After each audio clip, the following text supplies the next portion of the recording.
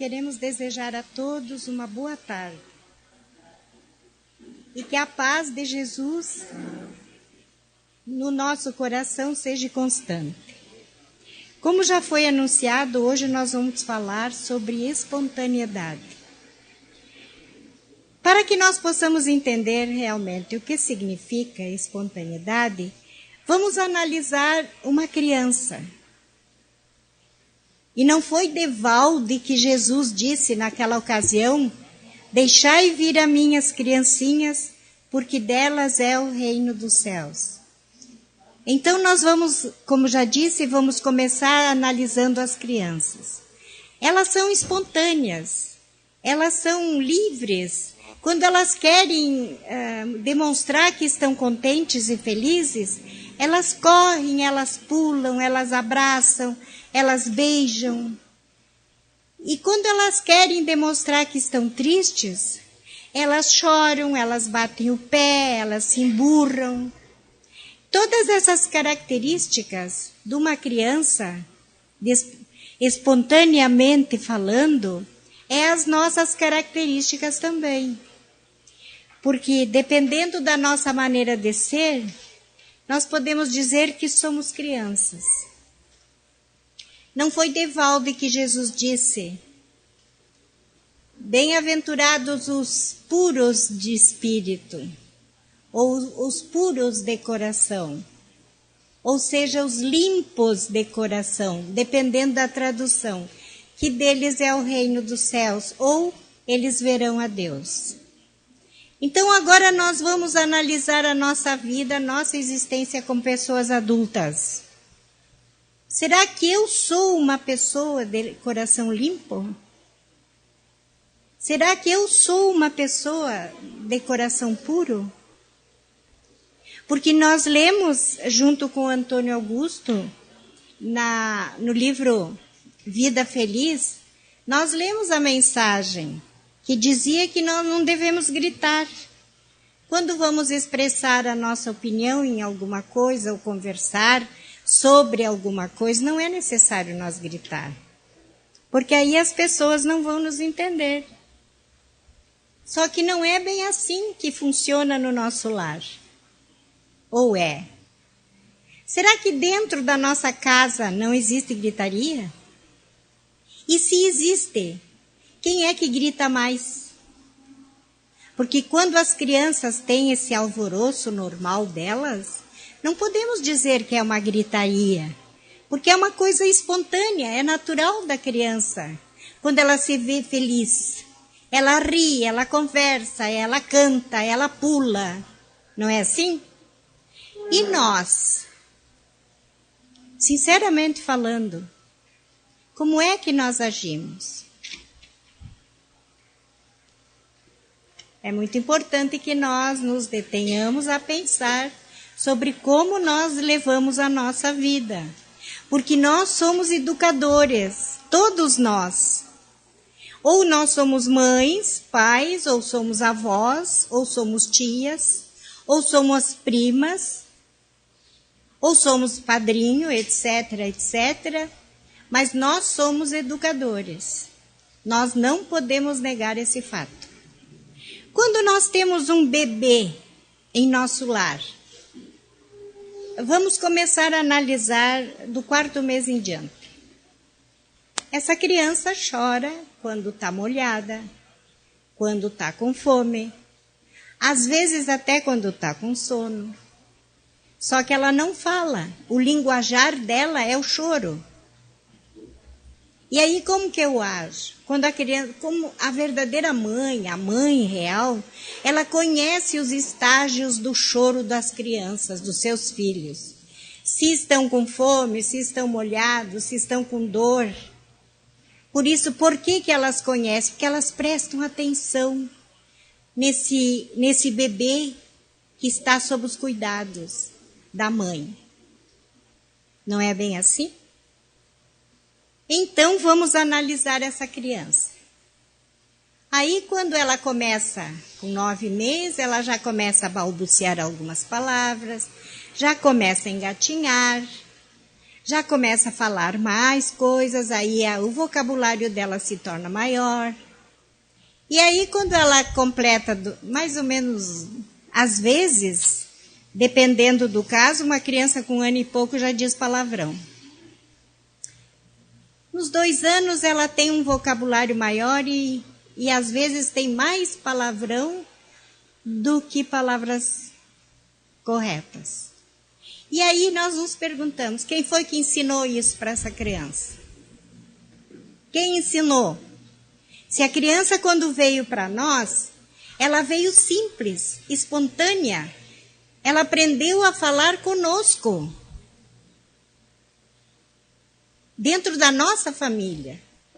E aí, quem foi que ensinou essas palavras torpes a uma criança? Normalmente é a mãe, porque ela também grita, ela também xinga, ela também diz palavrões. Então, aí analisando o que Jesus disse, quando ele falou, felizes os puros de coração, ou os que têm limpo o coração, porque são felizes porque verão a Deus. E quando não acontece isso conosco, quando nós não temos limpo o nosso coração, somos felizes? Somos felizes?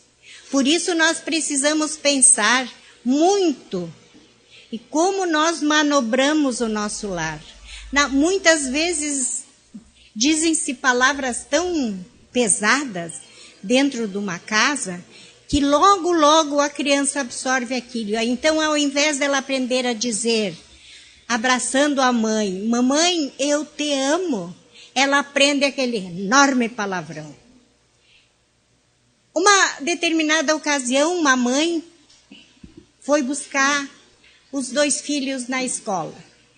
Um menino tinha 4 anos, o outro tinha 7. E o pequeno, de 4, queria colo. Estava cansado ou com sono, não sei, mas ele estava chorando. Aí ela pegou no bracinho e sacudiu. Aí a criança, soltou um enorme palavrão.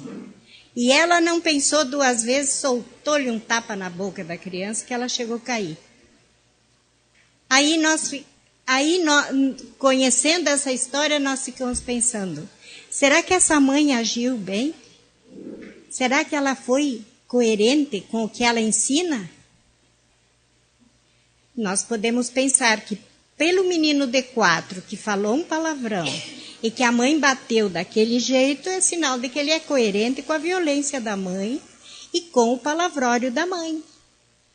Por isso nós temos que pensar muito como é que nós educamos os nossos filhos. Porque às vezes a gente diz, eu não tenho nada que ver, eu sou só avó. Como que não tem? Claro que tem. Porque essa criança escolheu essa família para vir, para reencarnar. O nosso filho ou filha também escolheu a nós. Por isso que nós todos somos responsáveis. Os tios também. Os primos também. Porque quando a criança ouve um palavrão na escola, ela vem para casa, se ela for uma criança espontânea, ela vai perguntar para a mãe o que quer dizer aquela palavra. Aí a mãe vai explicar para a criança que aquela palavra não se deve dizer, porque não é bonito. Então troca-se aquela palavra por uma melhor. Como, por exemplo, eu gosto de ti, você é bonito, eu te amo, eu quero te abraçar. E aí vai transformando aquele copo de água suja, podemos dizer, colocando embaixo da torneira, que é o amor que nós sentimos, aquela água limpa, até que a água do copo se transforme numa água limpa também. Nós temos uma história que quando eu li no livro Jesus no Lar, eu fiquei pensando muito, porque cada um de nós aqui tem um lar, tem família, tem filhos, tem netos, tem sobrinhos, muitos são avós. E aí, quando eu li aquela história, eu fiquei pensando, como é que nós realmente seguimos a nossa vida. A história diz o seguinte: eu vou contar e gostaria de pedir que, se alguém aqui presente não entendesse a história, que levantasse a mão que nós tentaríamos explicar melhor. Porque eu achei muito, muito, muito, muito interessante. Havia uma pessoa que morava numa caverna escura, fedida, cheia de odores horrorosos. Então, ao invés dela ser agradecida ou se sentir bem, é claro que ela não poderia se sentir bem num lugar daqueles, ela começou a reclamar, implorar a Deus uma melhora de vida. Aí Deus mandou para ela a esperança. A esperança chegou, abraçou, acarinhou, conversou e tal. Ela tentou se acalmar um pouco e de repente começou de novo a reclamar e se amaldiçoar e tal. Aí Deus mandou para ela a fé. Aí no início ela se tornou um pouco mais forte, não reclamou tanto. E a fé acarinhou, ajudou, abraçou. E daí ela começou de novo a reclamar. Reclamar. Aí Deus mandou para ela a caridade. Aí a caridade, com todo o amor, com todo o carinho, pegou esse homem no colo, abraçou, conversou, acarinhou. E ele começou a reclamar de novo. Nunca estava satisfeito com nada daquilo que Deus mandou. Aí reclamou, e Deus mandou a verdade. Aí a verdade chegou, iluminou aquela caverna. E aí ele se olhou e viu como ele estava feio, sujo, cheio de úlceras, cabeludo, piolento, as unhas sujas, enormes. E ele se sentiu apavorado com aquilo que ele viu nele. E aí, ao invés dele entender que ele precisava se limpar para ele poder viver melhor na luz, na claridade, ele fugiu, escapuliu e foi se enfurnar numa caverna mais suja e mais escura. Muitos de nós fazem assim também. Quando escutamos a mensagem de amor que Jesus nos ensinou, nós queremos entender que podemos ter esperança, mas assim não é. Nós chegamos a entender um pouco sobre o valor da fé, mas não chega. Nós chegamos a entender o valor da caridade. Nos sentimos um pouco consolados, mas não chega. Aí quando nós entendemos a verdade real, que é aquela que Jesus nos ensinou, amar a Deus e o próximo como a nós mesmos. Quando ele nos ensinou que o amor cobre uma multidão de pecados e que o amor é o sentimento que a gente nunca paga, porque sempre nós temos o que dar quando sentimos amor. Nós fugimos. Ao invés de viver de acordo com aquilo que nós aprendemos, nós fugimos e vamos lá de novo, no mesmo lamaçal da bebida, das orgias, da droga, do cigarro, do álcool, ao invés de nos limparmos. Por isso nós precisamos pensar muito bem naquilo que Jesus nos ensinou, quando ele disse amar a Deus e o próximo. Então, essa lição dessa história me chamou muito a atenção, como eu já disse, porque eu me imaginei que um dia eu também estava dentro de uma caverna escura e que também eu reclamava e que eu também fui ajudada com tudo aquilo que Deus me mandou. E hoje, a verdade me iluminou a vida e hoje eu pude entender o que significa a esperança, a fé, a caridade e a verdade principalmente. Por isso que as bem-aventuranças de Jesus no Código do Sermão da Montanha nos ensina realmente qual é o caminho que devemos andar. Como podemos usufruir a paz e a alegria de criar uma família dentro dos ditames da verdade de Deus, que é nada mais e nada menos do que amar a Deus sobre todas as coisas e o próximo como a nós mesmos. E também, tudo aquilo que nós queremos que os outros nos façam, nós vamos fazer primeiro. Porque analise o seguinte, quando uma pessoa vem, olha, vamos nos imaginar na nossa casa. Uma pessoa do nosso grupo familiar está nervoso, está estressado. Ele chega e diz um monte de bobagem. E se a gente olha para ele e diz, desculpe, se eu te ofendi, desculpe, e abraça, será que ele vai ter coragem de continuar brigando? O que vocês acham? Cada um responda no seu coração. Agora, se ele chega nervoso e começa a discutir, e eu termino discutindo também, será que a briga se acalma ou ela fica maior? Sinceramente, cada um responda no seu coração. Então, como é que eu ajo dentro do meu lar? Quando eu digo palavrão, eu estou ensinando as crianças a dizer palavrão. Quando eu bato com violência, eu estou ensinando essa criança a ser violenta. Por isso que nós temos muita responsabilidade com tudo aquilo que nós fizemos, com tudo aquilo que nós dissemos. Há uns dias atrás eu estava conversando com uma determinada pessoa, até achei muito engraçado. Ela se mudou, está numa outra cidade vizinha, e ela veio passar o domingo e a gente foi almoçar junto, para conversar.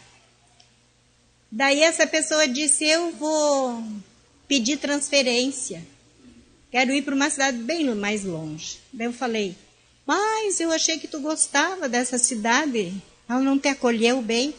Acolheu sim, eu gosto dessa cidade, porque eu gosto de cidade pequena. Só que tem uma maneira de viver em que cada um sempre fala do outro, sempre procura falar do outro. Então, quando a gente percebe, a gente está no meio de uma fofoca enorme. Aí eu fiquei pensando nisso. Fiquei analisando como é que eu levo a minha vida também nas minhas ocasiões sociais. Será que eu também faço isso? Será que eu também falo dos outros? Será que também eu acho bom criticar a maneira do meu vizinho viver? Porque tem aquela história. E eu gostaria de todos nós aqui presentes se colocar nesse lugar. Era marido e mulher, estavam tomando café, cada um ir para o seu emprego. Aí ela olhou para o lado e disse, meu Deus, olhou pela vidraça e disse, olha só, o primeiro dia de folga eu vou lá ensinar essa vizinha a lavar roupa. Porque as roupas estão super encardidas. Olha que coisa feia no varal. Tá, passou. Dali outro dia de novo. Não, mas é o primeiro dia de folga que eu tiver, eu vou lá ajudar minha vizinha a lavar roupa. Vou ensinar ela a lavar roupa. Olha a sujeira das roupas. O encardume. Não é branca. É parda. Tá. Aí passou mais uns dias, né? Veio a faxineira, fez faxina na casa e tal. Estavam os dois tomando café e ela olhou. Mas olha só, eu nem fui lá ajudar a vizinha a lavar roupa para ensinar. As roupas já estão branca no varal. Olha só. Aí o marido dela disse, claro, foi lavada as vidraças. Deu para entender? Quem era que era a parda da sujeira? A roupa da vizinha ou a própria vizinha? Então, cada um responda no seu coração. Será que eu também não faço assim? Que eu olho para minha vizinha, para a casa dela e começo a botar defeito? Sabe que uma determinada vez eu li uma palestra. Eu não lembro agora quem era o palestrante, mas era uma palestra sobre crítica. E aí essa pessoa disse, eu estava lendo a palestra, daí ela disse na palestra, como é que eu vou criticar algo? Eu só posso criticar alguma coisa se eu sei fazer melhor. E aí eu tenho que me oferecer para fazer melhor. Por exemplo, essa mulher, ela olhou para o varal da vizinha, colocou um defeito, só que ela não viu que o defeito estava na janela dela, nos vidros da janela dela, porque as roupas estavam limpas. Era a janela dela que estava suja. Então nós vamos analisar a nossa janela. Como é que está a nossa janela? Vamos pensar seriamente nessa bem-aventurança ou nessa felicidade que Jesus disse. Bem-vindos ou bem-aventurados ou felizes os puros de coração. Como está a minha janela mental? É pura ou é maliciosa? Quem é que ensina malícia para as crianças? Elas não aprendem sozinhas. E o nosso lar é a nossa primeira escola, é o núcleo. É ali que partem as primeiras educações. Então, dependendo do que eu sou, os meus filhos serão. Isso é real. Os meus filhos serão uma cópia do que eu sou, porque eu vou tentar educá-los da melhor maneira possível. Mas para que eu possa ter êxito na educação dos meus filhos, eu tenho que me educar primeiro. Eu não posso ser como aquele homem que estava confurnado na caverna. Eu tenho que sair livre, limpa, quando eu encontrar a luz da verdade. E Jesus disse, conhecereis a verdade e a verdade vos libertará. Vai nos libertar do quê? Do mal. Daquilo que fizemos errado. Essa é a nossa luta. É procurar a mansidão, procurar a paz, uma boa palavra. Porque muitas vezes uma boa palavra salva muita coisa. Muita coisa. Nós vemos às vezes essas brigas horríveis de trânsito, principalmente em cidades grandes, as pessoas estão tudo estressadas. Por causa de qualquer coisinha, brigam, se matam, se xingam, se atropelam, se faqueiam. Então vamos analisar realmente o que significa a nossa vida. Como é que eu estou fazendo para viver melhor? Hoje estou aqui dentro dessa casa de oração, que as vibrações daqui são todas de harmonia e paz. Mas e quando eu saio? Quando eu saio do portão para lá, eu levo essa harmonia, essa paz que eu encontrei aqui? Ou eu já mudo a frequência do meu rádio mental? Vamos entender bem. De manhã, quando eu acordo, como é que eu faço?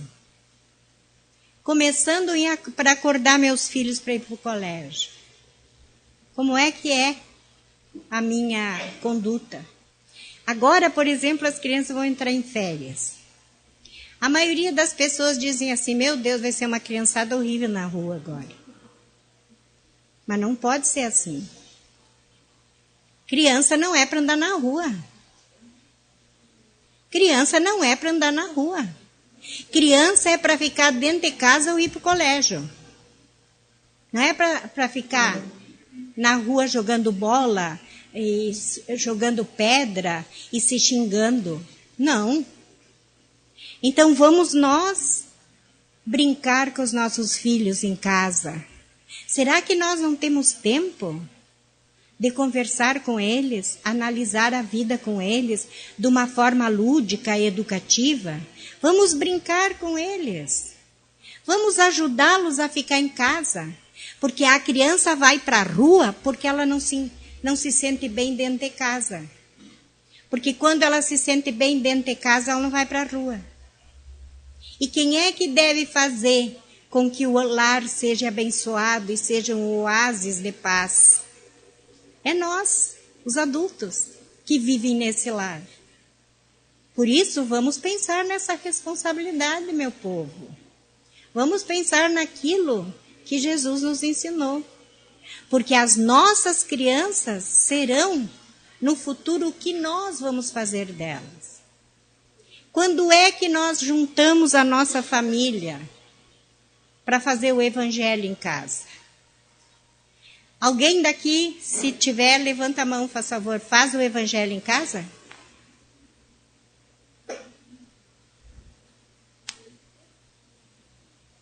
E o resto? Esqueceu? Vamos fazer olha, tudo faz costume. Sabe que quando a gente faz o evangelho em casa, as crianças se acostumam de uma forma tão forte que eles mesmos procuram. Sabe, eu tenho uma netinha de 5 anos e uma de 9. E lá em casa se faz o evangelho domingo às 9:30 da noite. Porque daí todo mundo está tranquilo, sossegado, vamos fazer o evangelho. Então, esses dias a minha nora foi para uma cidade vizinha de noite fazer uma palestra. E quando chegou 9:30, ela não tinha chegado.